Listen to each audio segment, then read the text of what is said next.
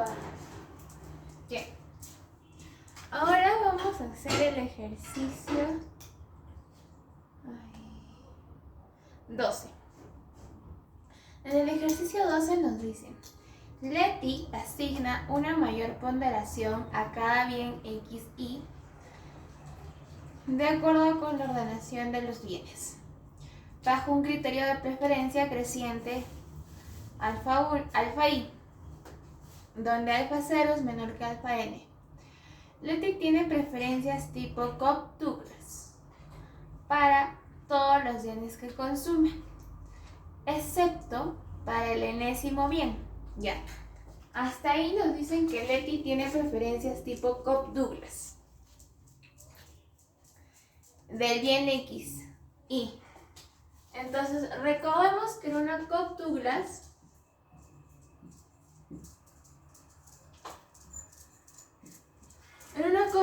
normal lo que tenemos es que la función Y es igual a a L a la alfa y K a la beta.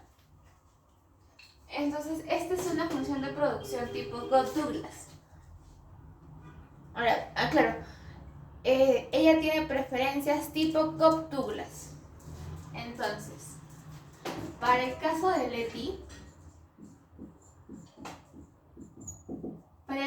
su función de utilidad o su función de preferencias nos dice que tiene una Cobb-Douglas, pero en este caso lo que vamos a tener es, nos dicen al inicio, se asigna una mayor ponderación a cada X, Y. En este caso, nuestros ponderadores en el Cobb-Douglas normal son alfa y beta. Pero en este caso nos dice que la ponderación va a ser alfa y es creciente, que va desde 0 hasta n. Y que esto solamente se aplica para hasta antes del enésimo bien. Entonces, lo que nosotros vamos a tener va a ser un x1 al alfa, x0 al alfa 0, por x1 al alfa 1, por x2 al alfa 2, así sucesivamente hasta x n-1 al alfa n-1.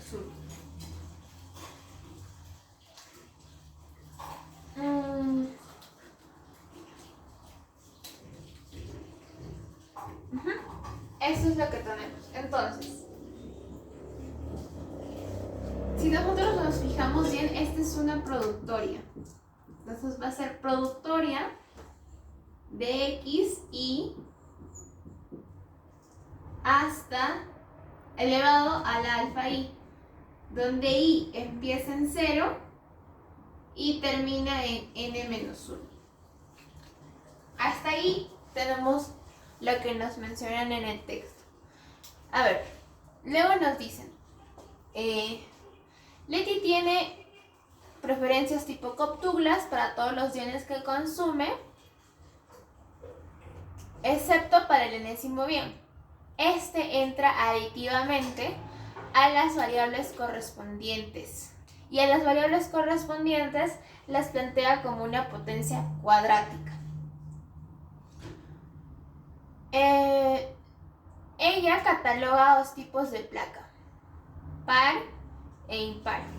Cuando Leti se moviliza en un auto, el otro no deberá afectar a su utilidad. Entonces, lo que nos están diciendo aquí es que también el tipo de transporte, que el enésimo bien es el transporte. Entonces vamos a tener los que tienen placa par y los que tienen placa impar. Ahora, empezando, nos dicen primero que si Leti se moviliza, nos dicen primero que Y es par y que K es impar. ¿Ya? Esto viene a ser parte del enésimo bien. Entonces, ¿de qué manera puede entrar esto a nuestra función de utilidad? De tal manera que si elige transportarse en un auto con placa par, no afecte el hecho de que cuando sea impar. Porque si usa con placa par, ya no puedo usar al mismo tiempo el que tiene placa impar. Entonces, para plantearlo, lo que podemos usar es que, por ejemplo, tengamos mu por y más 1 menos mu por k. De tal manera que si mu es igual a 1, entonces se transporta en el de placa impar, pero ya no se transporta en el de placa par. Entonces, que consuma uno no afecta el hecho de que esté consumiendo el otro. Justo lo que nos dice acá. Que Leti se moviliza en un auto y el otro no deberá afectar a su utilidad. Si, por ejemplo, se transporta en un auto con placa par, en este caso U tomaría el valor de 1, no afecta el K en su función de utilidad porque esto de acá sería 0. Entonces, hasta aquí tenemos esta parte. Pero lo que nos dicen es lo siguiente. Y las variables correspondientes las plantea como una potencia allá. Leti tiene preferencias tipo Cobb-Douglas para todos los bienes que consume, excepto para el enésimo bien. Este entra aditivamente y las variables correspondientes las potencia con una potencia cuadrática. Entonces, dado que y y k son los que entrarían aditivamente a la función de utilidad, estos son los que estarían al cuadrado. ¿Sí? Porque esas son las variables correspondientes. Ya, entonces esto sería la parte que va a entrar en nuestra utilidad sumando. Pero ya nosotros tenemos hasta alfa n menos 1, nos falta poner alfa n. Entonces, en una suma, cuando ustedes tienen una suma y nos dicen ponderar, porque de todas maneras el alfa sigue siendo un ponderador, pero en una suma funciona de la siguiente manera. En una suma, por ejemplo, tú tienes x, y, z, y nos dicen es una suma ponderada. Cuando, por ejemplo, ustedes sacan sus promedios, lo ponderan por el porcentaje que vale ese curso, ¿verdad? Por ejemplo, no sé, x por un teta 1 más teta 2 por y más teta 3 por z. En el caso, por ejemplo, de universidades, ya, este examen de acá vale el 15% de mi nota. El otro vale el 20% de mi nota. Entonces, estos de acá funcionan como ponderadores. Ese es en el caso de una suma. En el caso de una Cobb-Douglas, los ponderadores vienen haciendo los exponentes. Que si ustedes a las finales le sacan logaritmos, por ejemplo, vamos a tener logaritmo de y, que va a ser igual a alfa, logaritmo de L, más beta, logaritmo de K. Entonces, estos de acá, aquí te das cuenta más fácilmente que son ponderadores como una forma similar a esta. Entonces, alfa n tiene que multiplicar a esto que ya hemos armado previamente, que sería mu por y al cuadrado más 1 menos mu más 1 menos mu x al cuadrado. Y hasta aquí ya tenemos nuestra función de utilidad. Esa es la parte A. Ahora, vamos a la parte B. En la parte B, ya voy a borrar todo esto. En la parte B, ¿qué nos dice?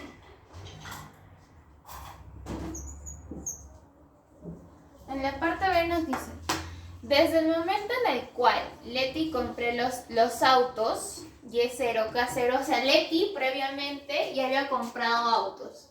O sea, ya tenía como que su stock inicial. Entonces, Y0 y K0. Desde el momento en el cual Leti compró los autos, placa par y placa impar 0, estos se han depreciado a una tasa acumulada teta. Entonces, estos de acá se deprecia a una tasa igual a teta. Además, Leti posee una riqueza M. Entonces, M es la riqueza de Leti.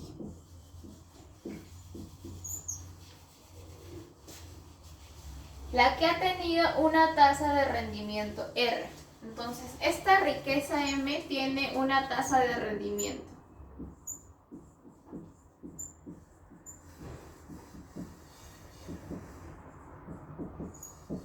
Igual a R. Recibe un sueldo W de acuerdo a las horas que dicta Mate 4. Entonces, W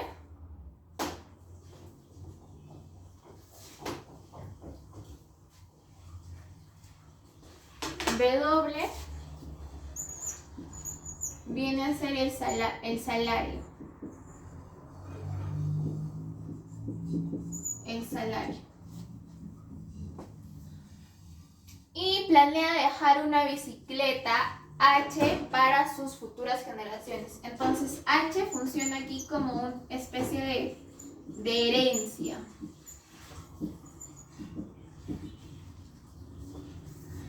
Plantea las restricciones. Entonces, por un lado vamos a tener el hecho de la riqueza, la tasa de rendimiento, el salario y la herencia, y por otro lado vamos a tener la restricción respecto a los carros que ella tenía, que ella compró. Entonces, primero vamos a empezar por la restricción de sus ingresos, por así decirlo. Entonces, como les dije, ingresos y costos. Un ingreso, ¿cuál viene a ser? El más fácil, el salario. El salario que va a ser igual a W, que es lo que le pagan, multiplicado por las horas de trabajo, que en este caso sería L. Pero además de eso, ¿qué cosa ella tiene? Tiene una riqueza, ¿verdad? Que es M. Pero esta riqueza tiene una tasa de rendimiento. Entonces, ¿qué es lo que va a pasar? Por ejemplo, Leti va al banco, mete el dinero y y ese dinero que pone tiene una tasa de rendimiento. Pero ahora, cuando ella pide ese dinero, lo que le van a devolver va a ser lo que ella inicialmente puso más el rendimiento de su dinero. Es decir, 1 más R. Ahora, todo esto ha que ser igual a los costos que ella tiene. En primer lugar, su consumo. Y en este caso ella consume X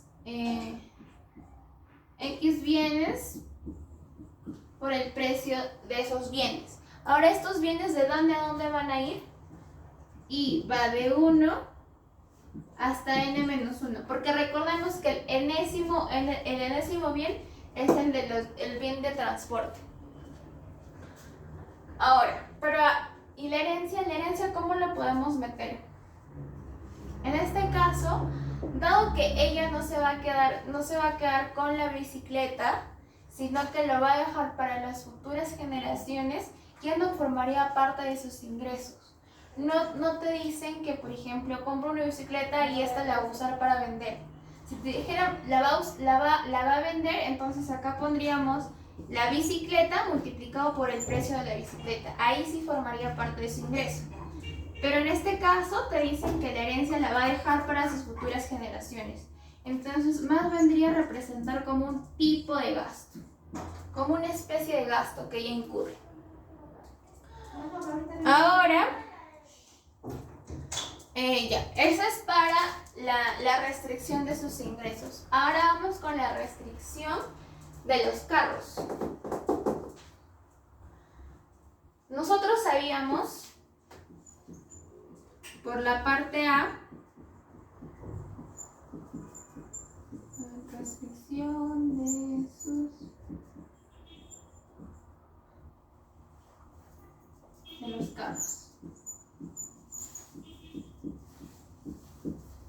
En la parte A nosotros previamente, ya que nosotros teníamos de que era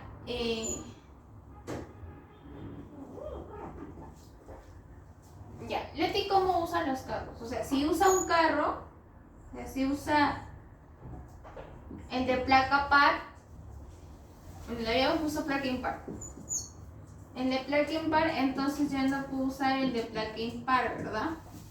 Entonces en este caso sería acá.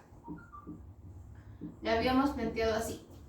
Pero claro, en la utilidad nos decían que estos términos se potenciaban al cuadrado, pero en este caso ya no.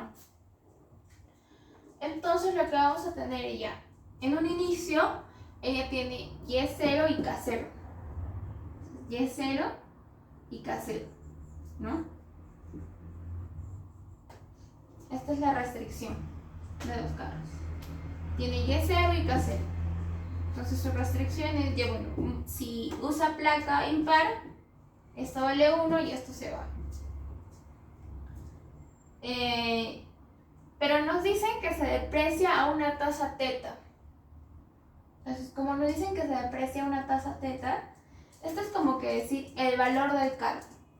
Esto es como representar el valor del carro. Si nos dicen que se deprecia a una tasa teta, quiere decir que ahora lo que nosotros vamos a tener, la vamos a multiplicar por teta. Esto es lo que se deprecia. Pero de todas maneras, así se deprecia un poquito, todavía nos va a quedar algo, ¿verdad? Nos va a quedar algo de los carros. Entonces no va a ser solamente por teta, sino que va a ser 1 menos teta. Que si lo multiplicamos va a ser 1 menos teta por todo esto. Es decir, el valor del precio inicial del carro menos lo que se deprecia. ¿Y eso qué va a ser igual? Eso sería prácticamente como lo que nos queda de los carros iniciales. Y lo que nos queda de los carros iniciales va a ser un mu y más 1 menos mu k. Y esto sería lo que tendría para la siguiente vez que lo use. Y ya, eso sería todo.